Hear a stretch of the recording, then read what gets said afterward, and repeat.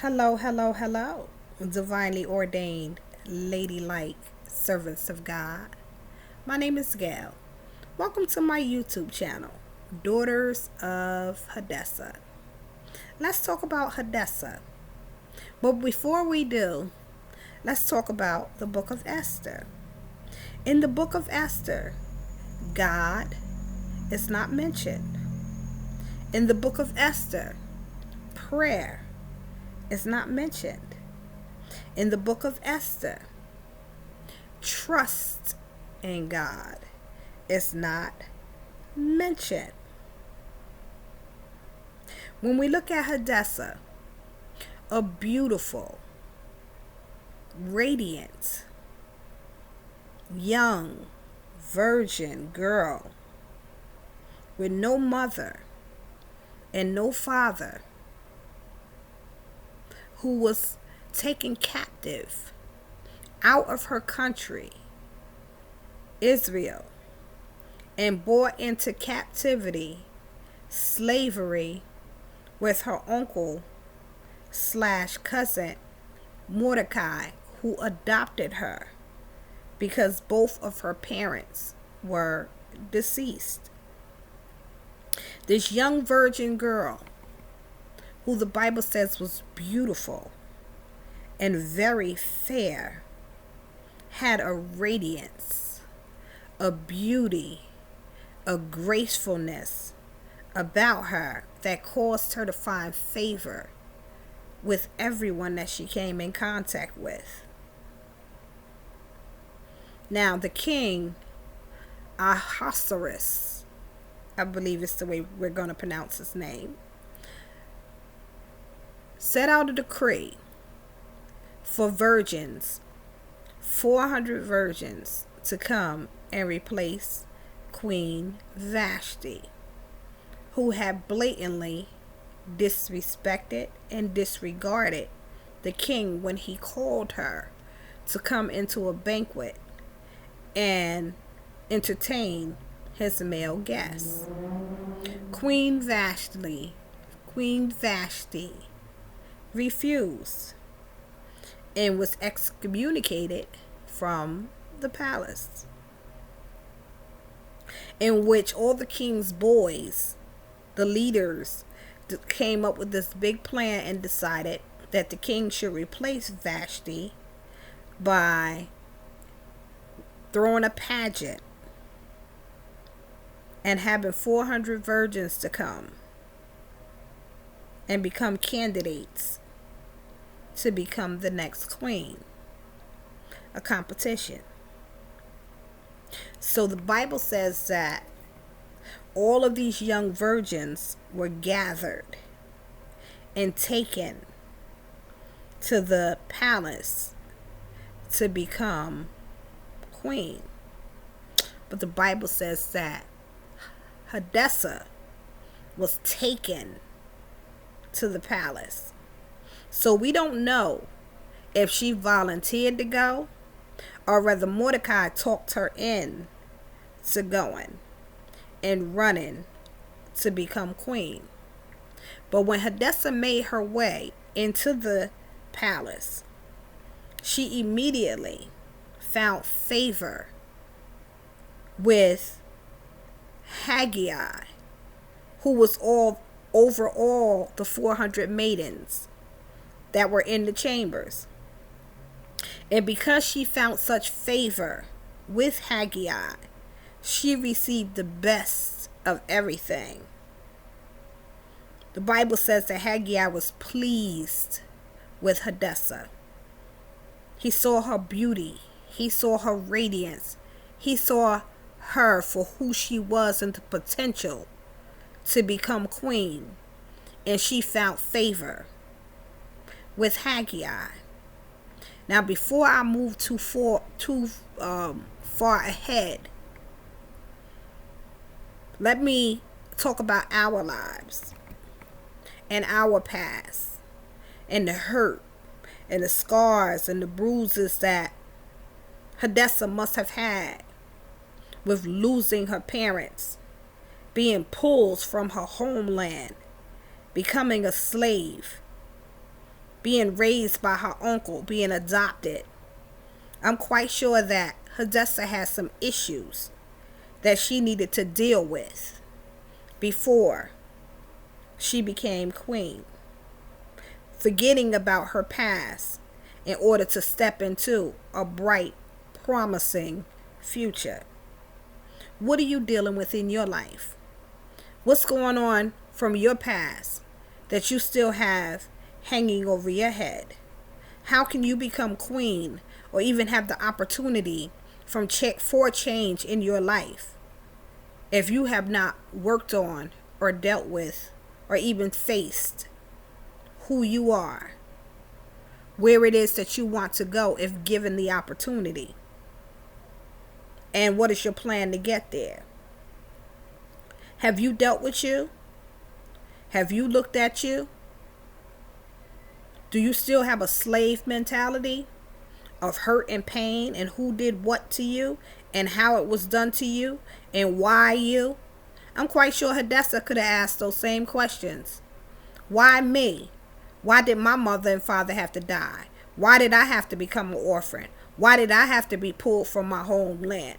Why did I have to become a slave? Why do I have to live with my uncle? All of these why did I have to's. They cannot change. Our past cannot be changed.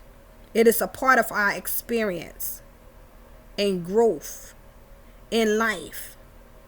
But we must step past what happened in the past in order to accept the opportunities that lay before us to walk in greatness, to be a better us, to do greater things, to be healed on the inside.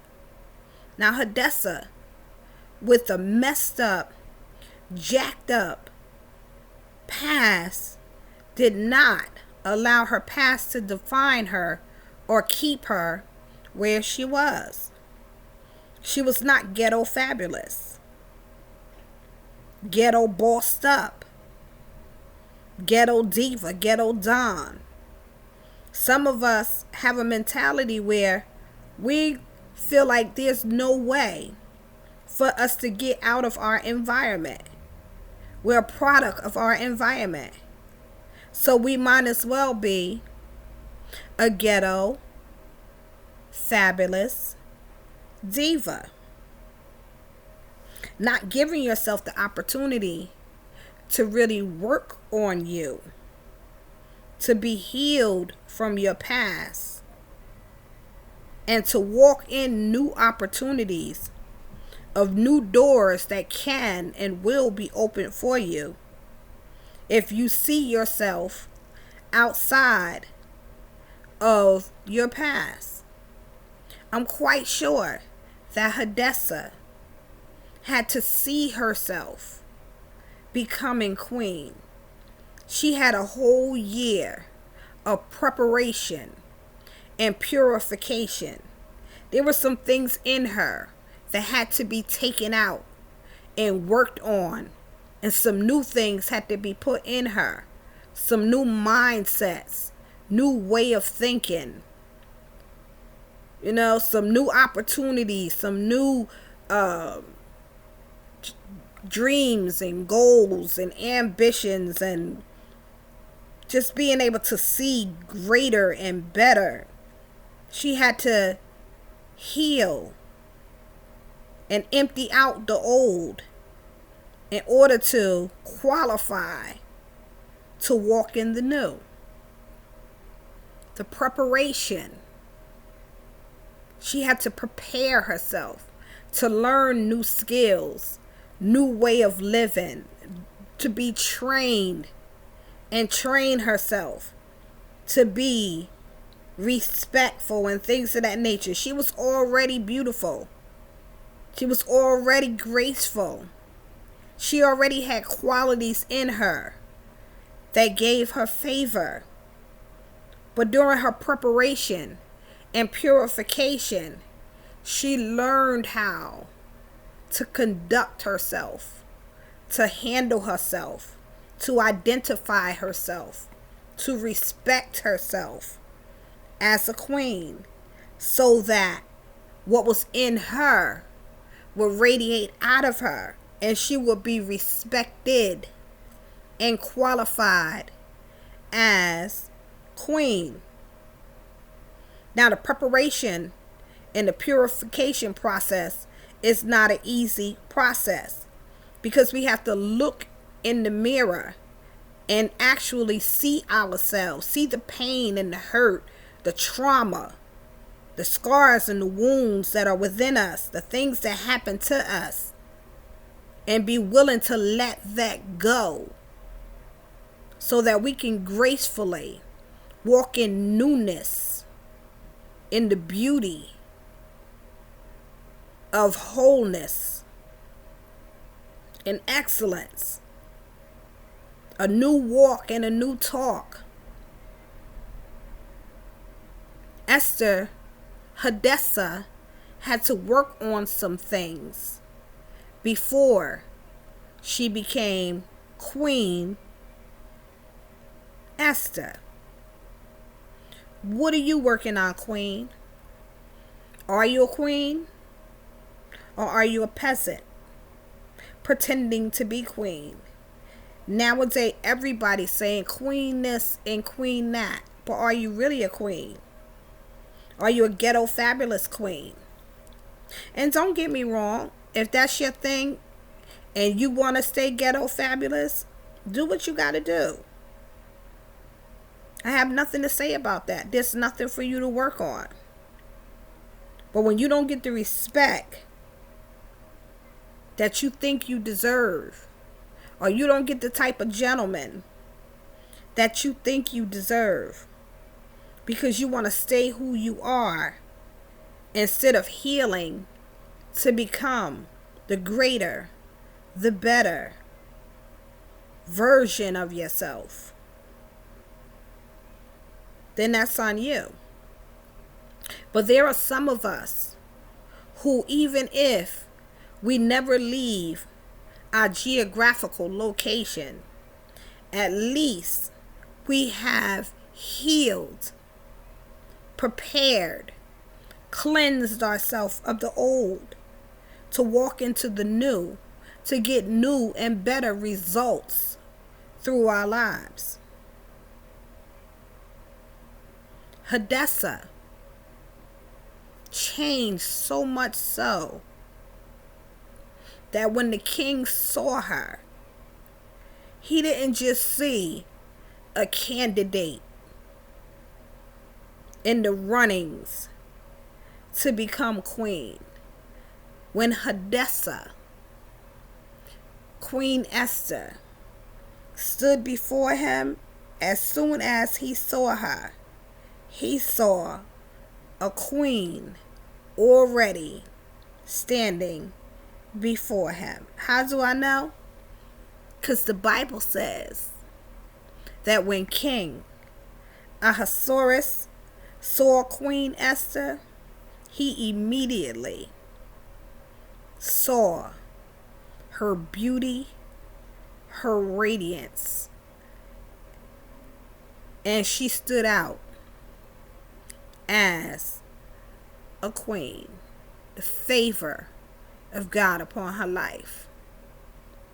Book of Esther never mentions God, but the unseen hand of God throughout the whole ordeal of Esther, Hadassah, even becoming in the runnings, a slave girl in the runnings to become queen, a slave girl, an orphan in the running to become queen.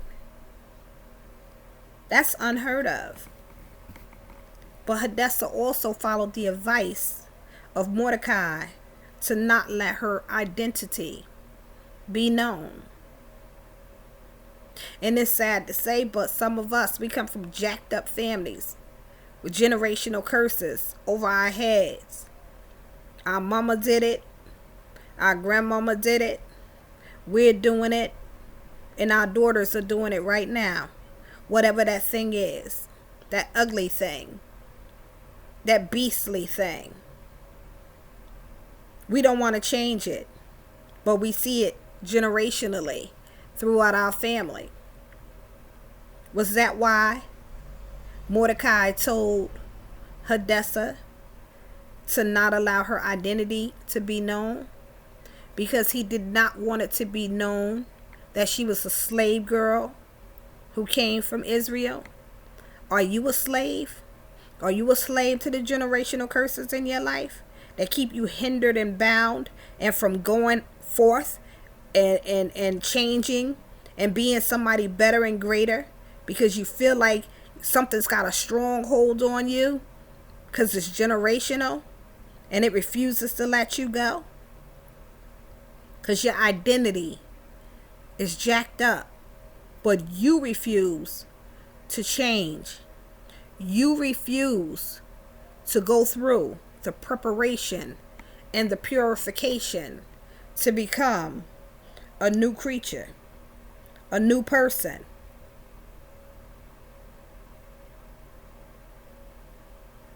Think about that.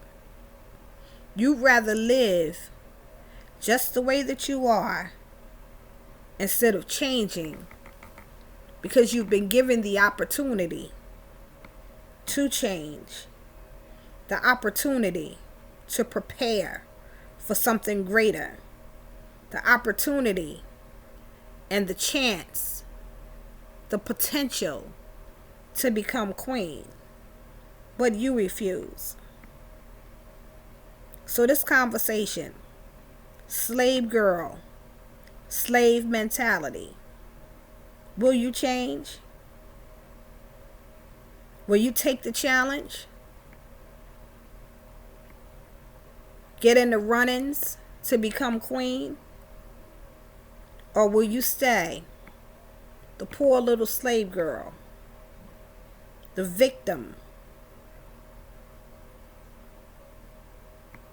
It's time to get up. It's time to make preparations to purify ourselves and to grow out of the old and step into the new. Thank you for joining me today as we talked about Hadessah, the slave girl. Next week, I want us to talk about Hadessah, Queen Esther, the queen. Meet me Tuesday nights at 9 o'clock as we go live in conversation to talk about this feminine journey and the change that must take place in us to walk in the power that is within us. Have a blessed and prosperous day.